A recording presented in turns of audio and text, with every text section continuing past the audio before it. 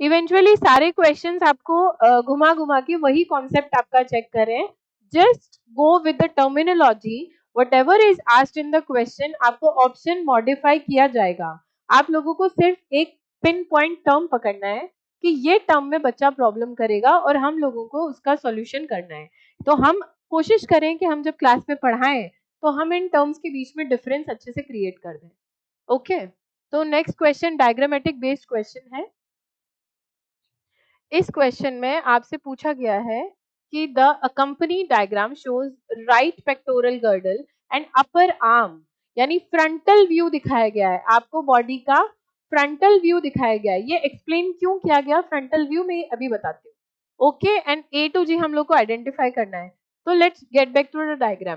Frontal view इसलिए बताया क्योंकि it is showing the ribs at the front part and the scapula at the back part. Basically frontal या ventral portion of the body is shown in the diagram so that हम लोगों को radius and ulna identify करने में problem ना हो. इसलिए ये क्लियर किया गया क्वेश्चन में कि फ्रंटल पार्ट ऑफ बॉडी है. ओके, अब ए क्या है?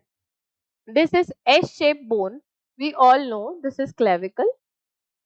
ओके, कॉलर बोन भी जिसे बोला जाता है, which is also known as a beauty bone.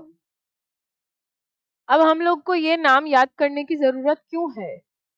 जरूरत इसलिए है क्योंकि क्वेश्चन में कभी कभी सिनोनिम्स दे दिए जाते हैं. तो हम लोगों को थोड़ा एक्स्ट्रा टर्म्स भी पता होनी चाहिए सो दैट अगर कभी भी प्रॉब्लम आती है स्टूडेंट के साथ तो हम उसे ये चीज क्लैरिफाई कर सकें. बेसिकली कुछ कंट्रीज में या वर्ल्ड के कुछ पार्ट में इसे ब्यूटी बोन भी सिग्निफाई किया जाता है because the less fat you have, the more muscles you have in your body, the more clavicle is visible in your body. So basically that's why this is known as also beauty bone on a collar bone because it is present at the collar part of your body. ठीक है? And now num B. This is basically scapula. Scapula. Scapula is a triangular bone. Scapula is a triangular bone. This is your shoulder bone. Shoulder bone. Other names हमें याद कर लेना है. इसके बारे में एक इंटरेस्टिंग फैक्ट ये है कि यहाँ पे जो एक्रोमियन रिज के ऊपर एक्रोमियन प्रोसेस प्रेजेंट होता है, इस रिज के ऊपर जो एक्रोमियन प्रोसेस होता है, जब कोई भी टेलर जो है वो मेजरमेंट लेता है आपकी फोर आर्म का, तो the measurement is taken from this point, हाँ, so that the length of your forearm is measured properly. तो ये चीजें हम लोग स्टूडेंट्स को एक्सप्लेन करें सो दैट वो इस चीज को प्रैक्टिकली ऑब्जर्व करके इम्प्लीमेंट करके और क्वेश्चंस में कभी भी सिली मिस्टेक्स ना करें. बच्चे यूजुअली वेंट्रल, डॉर्सल, है ना, और पोस्टीरियर, एंटीरियर, इनमें बहुत गड़बड़ करते हैं. तो हम लोगों को इस चीज का बहुत ध्यान रखना है कि हम जब पढ़ा रहे हैं तब हम इस चीज को बहुत अच्छे से एक्सप्लेन कर दें. Your C bone is humerus. Humerus. This is your towards the thumb. Okay, इसके ऑप्शंस देख लेते हैं एक बार.